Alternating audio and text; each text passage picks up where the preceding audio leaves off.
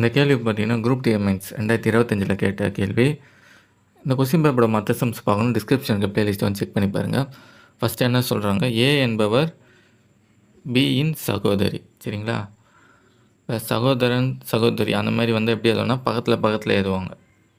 இந்த இந்த மாதிரி பக்கத்தில் எழுதிட்டு ஒரே ஒரு கோடு மட்டும் போட்டுருவாங்க. இந்த மாதிரி போட்டால் சகோதரன் சகோதரி.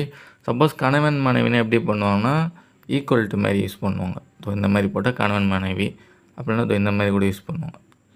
சரிங்களா? இந்த மாதிரி யூஸ் பண்ணால் வந்து கணவன் மனைவின்னு அர்த்தம். ஃபஸ்ட்டு இங்கே என்ன சொல்லிக்கிறாங்க, ஏ என்பவர் பியின் சகோதரி. அப்போ ஏ வந்து யாரா, பிக்கு சகோதரி.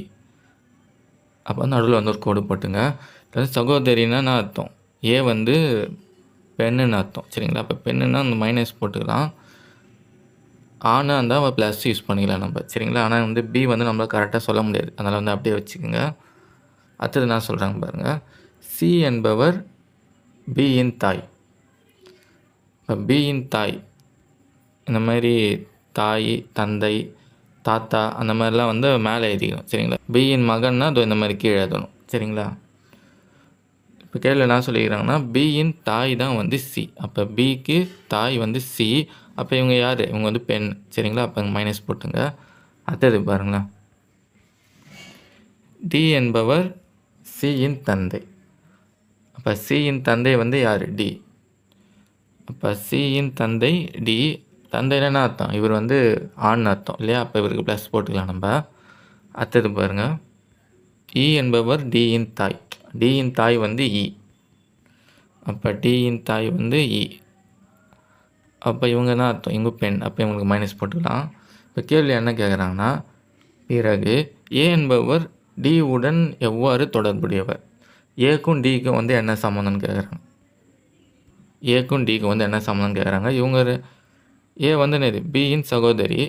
பியோட அம்மா தான் வந்து யார், சீனா. அப்போ ஏக்கும் வந்து இவங்க தான் அம்மா. சரிங்களா? இப்போ இவங்க அம்மாவோடைய அப்பா தான் வந்து என்னது, டி. அப்போ டிக்கும் ஏக்கும் நான் தொடர்பு, இதான் வந்து கேள்வி. அப்போ டியோட மகள் வந்து யார், சி. அடுத்தது சியோடைய மகள் தான் யார், ஏ. சரிங்களா? இவங்க ரெண்டு பேருக்கும் இவங்க தானே அம்மா. அப்போ சியோட மகள் வந்து ஏ. இப்போ ஏக்கும் டிக்கும் வந்து நான் தொடர்பு, இதுதான் கேள்வி. அப்போ என்ன அர்த்தம், ஏக்கு வந்து இவங்க யார், அம்மா. அம்மாவோடைய அப்பா வந்து என்னது, தாத்தா. சரிங்களா? இப்போ டிக்கு பார்க்கும்போது இவங்க என்னது, பேத்தி. அப்போ ஆன்சர்னா வரும் பேத்தி. ஏ என்பவர் டி உடன் எவ்வாறு உறவு. டிக்கு வந்து இவங்க என்னது, பேத்தி. அப்போ ஆன்சர் வந்து பேத்தி தான். நீங்கள் வந்து இந்த மாதிரியும் வரையலாம், அப்படின்னா வந்து நமக்கு தெரிஞ்ச மாதிரி கூட எழுதிக்கலாம். அப்படியே ஒரு ஃப்ளோ சார்ட் மாதிரி அப்படியே வரைஞ்சா கூட ஆன்சர் சொல்லலாம். ஃபஸ்ட்டு என்ன சொல்கிறாங்க, பியின் சகோதரி ஏ. நான் எப்படி அதில் நம்ம பியின் சகோதரி தான் வந்து ஏ. அடுத்தது என்ன சொல்கிறாங்க, சி என்பவர் பியின் தாய். பியின் தாய் தான் வந்து சி. இப்போ பியின் தாய்னா அர்த்தம், சி வந்து பெண்ணுன்னு தெரிஞ்சு போச்சு. அப்போ மைனஸ்ஸு. இவங்களுடைய மகனோ இல்லை மகளோ யாருன்னு நமக்கு தெரியாது, அவங்க தான் வந்து பி. சரிங்களா? தெரிஞ்சதுக்கப்புறம் அச்சில்லை நம்ம. சரிங்களா? இப்போ மகள்னா மகனை வந்து அச்சிட வேண்டியதான். ஆனால் வந்து இந்த கேள்வி வந்து நம்மளுக்கு சொல்ல முடியாது. சரிங்களா? அதனால் வந்து அப்படியே வச்சுக்கோங்க. அப்போ இவங்களுக்கு வந்து ஏ கூட என்ன தொடர்புனா என்னது, இவங்க சகோதரி தான் வந்து ஏன்னா ஏ வந்து பெண்ணு, சிக்கு மகள் தான் வந்து ஏ. சரிங்களா? இதை வச்சு நம்ம சொல்லலாம் இல்லையா, இவங்க ரெண்டு பேர் சகோதரினா இவங்களுக்கு அம்மா வந்து ரெண்டு பேரும் ஒருத்தர் தானே.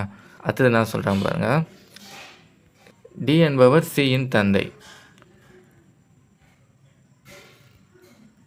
இப்போ தந்தைன்னா என்ன அர்த்தம், இவர் வந்து என்னது ஆண். அப்போ ப்ளஸ் போட்டுக்கலாம். இவருடைய நமக்கு முன்னாடியே வந்து சொல்லிட்டாங்க இல்லையா, சி வந்து என்னது பியோட தாய்னு. ஓகேவா? அப்போ இவருக்கு பார்க்கும்போது இது மகள். சரிங்களா?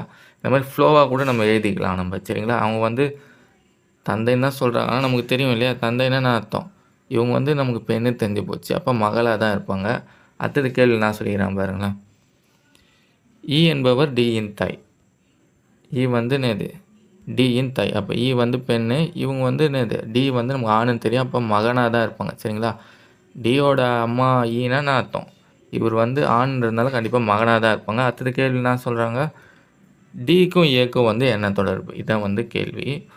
இப்போ நம்ம சொல்லிடலாம் பாருங்கள், டியோட மகள் தான் சிஇ, சியோட மகள் தான் யார், ஏ. அப்போன்னு இது டிக்கு வந்து பார்க்கும்போது ஏ வந்து பேத்தி. பேத்தி தான் வந்து ஆன்சர். இந்த மாதிரி டிஎன்பிஎஸ்சியில் கேட்ட பிளட் ரிலேஷன் சம்ஸ் பார்க்கணும் டிஸ்கிரிப்ஷனுக்கு பிளேலிஸ்ட்டை செக் பண்ணி பாருங்கள்.